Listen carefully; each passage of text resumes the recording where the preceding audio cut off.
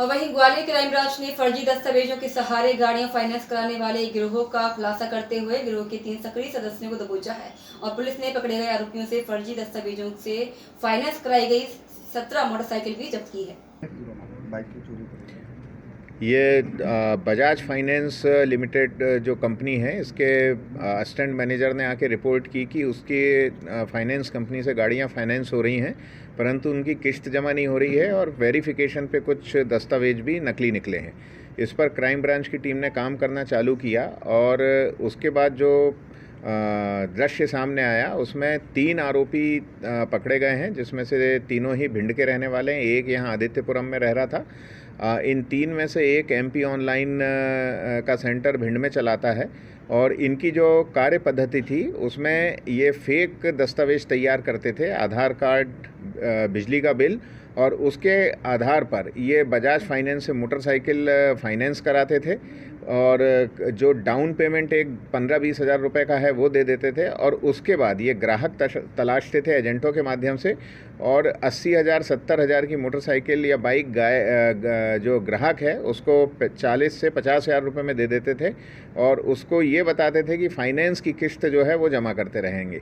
ग्राहक इनकी बातों में आ जाता था और गाड़ी सस्ते दामों में कि भाई फाइनेंस की गाड़ी है ख़रीद लेता था और बाद में जब किस्त जमा नहीं होती थी तो फाइनेंस वालों को जब पते पे नोटिस भेजते थे तो कोई पता नहीं मिलता था।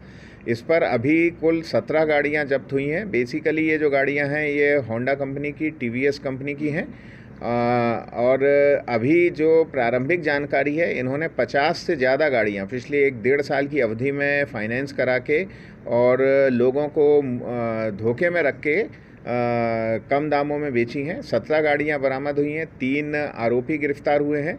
इनके पास से बैंक्स की और फाइनेंस कंपनी की नकली सीलें बरामद हुई हैं, फर्जी पैन कार्ड और आधार कार्ड बरामद हुए हैं, लैपटॉप बरामद हुआ है और अभी विवेचना में ऐसा प्रतीत हो रहा है इन 3 के अलावा कम से कम 3 से 4 आरोपी और हैं जो कि एजेंट्स के रूप में काम करते हुए ग्राहक ढूंढा करते थे। इस पूरी विवेचना में crime branch additional SP Rajesh Dandotiya, दोनों उप पुलिस अधीक्षक अपराध शाखा के और अपराध बहुत काम बाकी है। गाड़ियां रिकवर करनी है, 3 से 4 आरोपी जो अभी संदेह के घेरे में, उनकी गिरफ्तारी करनी है, बैंक से वेरिफिकेशन कराना है और साथ ही इसके बाद हम ये भी प्रयास कर रहे हैं कि एक हम SOP जारी भी करें, क्योंकि एक ये बात भी आई है कि जो बिजली का मीटर रहता है उस पर QR कोड रहता है।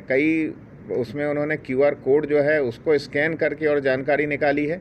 कई बार MP ऑनलाइन में जो दस्तावेज दे जाते हैं उसकी उन्होंने फ़ोटोकॉपी करके एक्स्ट्रा रूप से रख ली है और साथ ही फाइनेंस कंपनी के पार्ट पे ये गड़बड़ी है कि जब भी कोई फाइनेंस होता है तो मौके पे जाके ऑन स्पॉट इसका वेरिफिकेशन किया जाता है। फाइनेंस कंपनी ने वो भी नहीं किया है, तो इसमें अभी बहुत सारा काम बाकी है, परंतु ये सफलता एक बड़ी है क्योंकि बहुत सारे लोगों को इन्होंने ठगा है। वो भी जिन्होंने एक बाइक खरीदी है,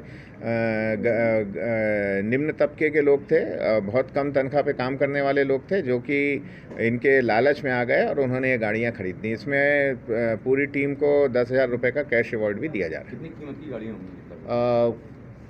कितना होगा, करीब अभी जो है 13-14 लाख की गाड़ियाँ हैं, 13-14 लाख की गाड़ियाँ। और जैसा बताया अभी प्रारंभिक पूछताछ में लगभग 45 से 50 गाड़ियों पिछले 1 साल में फाइनेंस होना। सर, कोई स्पेशल एरिया चिन्हित हुआ है जहां ये टारगेट करके बेचते थे? नहीं, इसमें एक बात इन्होंने ये बताई है कि ये जो त्योहारों का सीज़न रहता है, जैसे दिवाली आई या अन्य कोई त्यौहार आया, तो उस वक्त गाड़ियाँ बहुत फाइनेंस होती हैं और तब पेपर्स का वेरिफिकेशन और ये जल्दी में उतना माइन्यूटली ये लोग नहीं जाते हैं। तो जितना भी इन्होंने ये सब गड़बड़ की है त्योहारों के आसपास की है और टारगेट इन्होंने कभी शहर में नहीं बेची है, ग्रामीण इलाकों में ही बेचते रहे कि फाइनेंस की गाड़ियां हैं और लोगों ने उसे सस्ते दामों में खरीद ली। कंपनी का कोई इन्वॉल्वमेंट? कंपनी का, जैसे कि मैंने बताया, ये नियम ही है कि भाई जो फाइनेंस कंपनियां उनको कायदे से मौके पे जाके वेरिफिकेशन करना चाहिए।